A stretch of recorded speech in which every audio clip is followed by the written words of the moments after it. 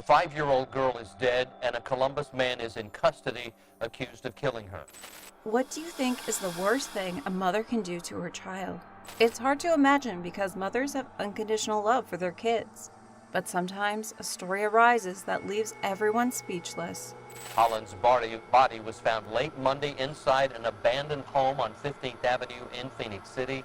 There was a frantic search for the missing girl all day Monday.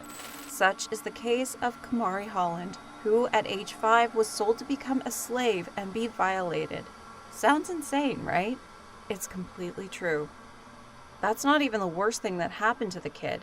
Stay tuned to find out more about the criminal case that shocked even a state like Alabama. In a tearful interview, Kamarie Siple mourned the loss of her 5-year-old daughter, Kamarie, who had been found dead in an abandoned home just hours before.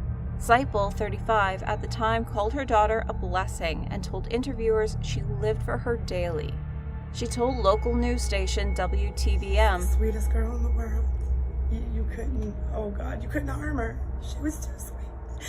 Like, you could not harm that little girl because she's so innocent, so smart. She was fantastic. She was perfect." Kamarie Holland was born in Columbus, Georgia on November 23, 2016, to her mom, Kamarie Siple, and her dad, Corey Holland.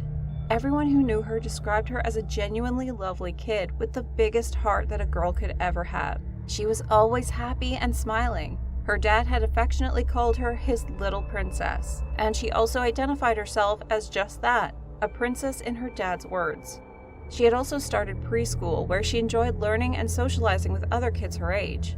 Kamarie was just so intelligent and full of love. When this tragic incident happened, Kamarie was living in Phoenix City, Alabama with her dad and little brother, but would go to visit her mom in Columbus over the weekends. Siple told investigators that she picked the girl up from her father's home.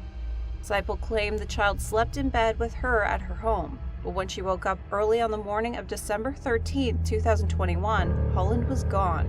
She called 911 at 5:50 a.m. 911, where's your emergency? I can't find my daughter. Siple said that she lived at the residence alone, but the girl's father let her have visitations with her daughter. In her interview with WTVM, she insisted she had nothing to do with the disappearance, telling the reporter, "I would never. She was my life." But in a statement, the child's father, Corey Holland, said differently. "The amount of pain Kamarie has caused by ripping Kamarie out of our lives will never cease," he said in a statement shared with the Daily Beast. "Kamarie is a monster. My family and I will continue to wrestle with the loss of losing our angelic Kamarie." 2 weeks after the disappearance, Siple was charged with the death and alleged sexual abuse of her perfect little girl. Kamarie Holland was last seen on Bowman Street in Columbus, Georgia. The quest for the 5-year-old reached a conclusion after she was found dead in East Phoenix. The Columbus Police Department was frantically looking for the missing young lady. She was 3 foot 5 inches tall, had sandy light hair, was wearing a pink and white shirt, and had earthy colored eyes. Kamarie Holland's body was observed a day later when she disappeared. Police confirmed that the child was found deceased at home in Phoenix, Alabama, where Siple's ex, Jeremy Williams, once lived. Williams landed on police radar early on in the investigation. Police arrested him at an Alabama hotel shortly after locating Kamarie's body. Police charged Williams with capital murder in the case. Williams remained in Russell County Jail on no bond, and the district attorney's office expected additional charges to be filed against him soon. Why was Williams charged for so many crimes? The answer will blow your mind. Kamarie's mother allegedly sold 5-year-old Kamarie to Williams. The defendant paid Siple for sex with the girl, and Siple knowingly provided the girl in exchange according to an arrest warrant. Siple and Williams reportedly had a previous relationship. According to court documents, after Siple sold Kamarie to Williams, he took the girl from her home in Georgia to the home in Alabama. Investigators said Kamarie had been sexually abused. Charging documents against Williams said Kamarie died by asphyxiation from a ligature. The corpse abuse indictment states Williams recorded himself raping and sodomizing Kamarie after her death.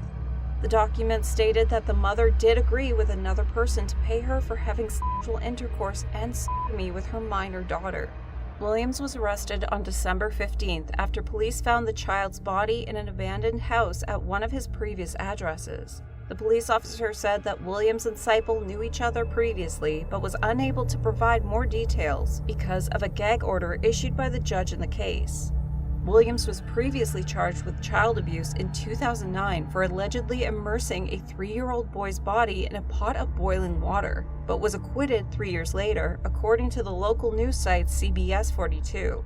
Williams reportedly argued at the time that the boy had poured the water on top of himself. Williams was also charged with child abuse in Columbus, Georgia, and was a suspect in the death of a 1-year-old in Alaska, Taylor stated at an earlier press conference. He was never charged in the Alaska case, and the deposition of the Columbus case was unknown. Authorities in Alaska have now reopened the case into the 2005 blunt force trauma death of Williams's 1-month-old daughter, Nadia Trinice Williams. Williams had entered a not guilty plea because of mental disease or defect. He has been ordered to undergo psychological testing. The father, Corey Holland, has an online petition trying to change the Alabama law that allows Williams to use that defense. The petition, with nearly 2,000 signatures, is more about support than changing a law he knows likely can't be changed. Williams will now undergo a psychiatric evaluation performed by the state of Alabama. However, even if a jury were to agree with Williams's plea, he would not be allowed to walk free. According to Russell County Chief Assistant District Attorney Rick Chansey, he would be sent to an institution for the criminally insane. If found guilty of the charges, Williams could face the death penalty. Due to a backlog of requests in the state, it's unclear when Williams will receive his evaluation. Siple claimed that although Kamarie Holland was staying with her at the time of her disappearance, her daughter's father had custody. I'm a mommy, and I did not have nothing to do with this. She was my life. I lived for her daily. She was my only girl. I had 3 boys in her. Siple had said. She is currently facing charges of chemical endangerment of a child in a 2018 case in which prosecutors allege she exposed her fetus to marijuana while pregnant. She is set to go to trial on house charges early next year. Family members told the Daily Beast that the child lived primarily with her father, but would not comment on why she was with her mother the day she went missing, citing the gag order in the case. Adrian Davis, one of Holland's cousins, said the girl's younger brother, who also lived with his father, still had not fully processed her death. Holland's sister Tamra said she wanted to see anyone involved in Kamarie's murder punished to the full extent of the law.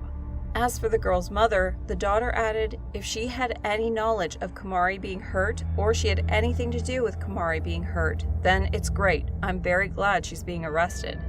The grand jurors from Russell County, Alabama, where authorities said the child was found dead in an abandoned house, indicted both adults for conspiracy to commit sex trafficking, according to the Ledger-Inquirer.